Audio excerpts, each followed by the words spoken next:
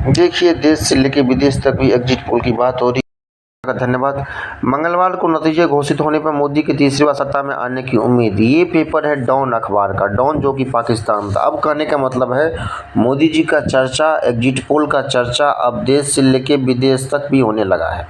काफ़ी New York times और don paper ने लिखा है कि मंगलवार को नतीजे घोषित होने मोदी की तीसरी बार सत्ता में आने की उम्मीद है।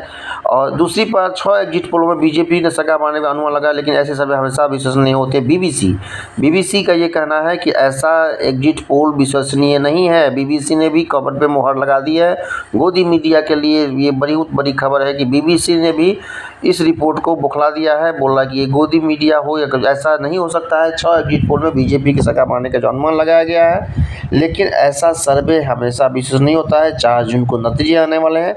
अब देखने वाली बात है, मार्केट गर्म है, शेयर बाजार गर्म है। आज रविवार का दिन था, लेकिन कल सोमवार मार्केट खुलेगा। लाखों करोड़ों रुपया फंसा हुआ है सर्वे में।